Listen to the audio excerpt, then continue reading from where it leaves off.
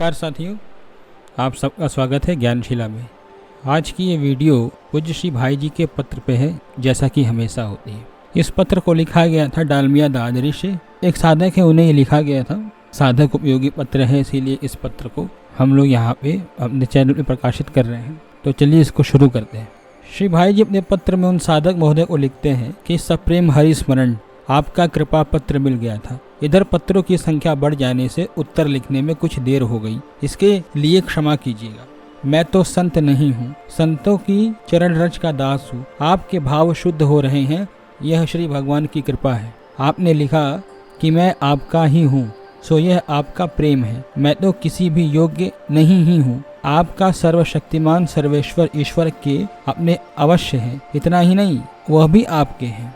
साधना के वातावरण की बात पूछी तो वातावरण की बात तो ऐसी है, जब बाह्य प्रपंच का बाहर से त्याग करके आए हुए भजन साधन करने वाले साधकों में भी राग द्वेषवश वैर विरोध हो जाता है, तब जहाँ धन मान प्रतिष्ठा ही जीवन का प्रधान लक्ष्य है और ईर्ष्या द्वेष क्रोध हिंसा आदि कुविचार और दुष्कर्म लक्ष्य साधन के उपाय माने जाते हैं, ऐसे राजकीय कार्यों में षड्यंत्र और वैर विरोध का होना कौन सी बड़ी बात है।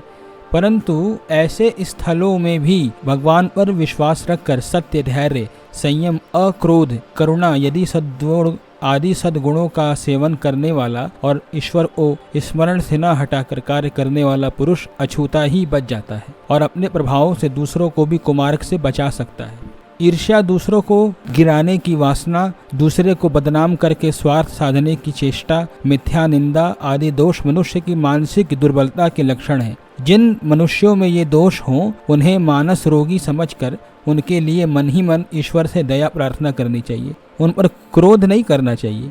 अपने में यदि ये दोष हों तो ईश्वर की कृपा के शक्ति के सहारे और बल प्रयत्न पूर्वक बड़ी सावधानी के साथ शीघ्र से शीघ्र इनका नाश करने की चेष्टा करनी चाहिए। जैसे भी हो, नाम जप करने की आदत जरूर डालनी चाहिए। भगवत स्मरण में बड़ी शक्ति है, वह सब दोषों को हटाने में सर्वथा समर्थ है। अधिक क्या लिखूं, आपका स्वास्थ्य अच्छा होगा। आपका भाई हनुमान प्रसाद पोद्दार। यहाँ तक पूज्य भाई जी का पत्र था, जो एक साधक महोदय को लिखा गया था। इसमें हम लोग नाम इसलिए नहीं देते हैं कि बिना किसी भी व्यक्ति के अनुमति के, बिना उसके किसी भी परमिशन के हम लोग उसका नाम नहीं दे सकते कि किसको लिखा गया था।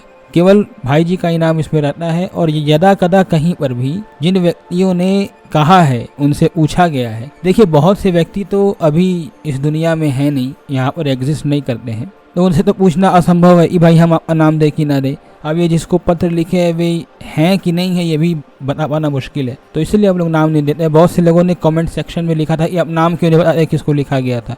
तो हम लोग इसलिए नहीं बताते हैं क्योंकि ये एक प्राइवेसी का मामला है। दूसरे हम लोग को अधिकार नहीं है कि हम लोग किसी का नाम बिना उसके परमिशन के हम लोग किसी का नाम दें, इसलिए हम लोग नाम नहीं दे सकते।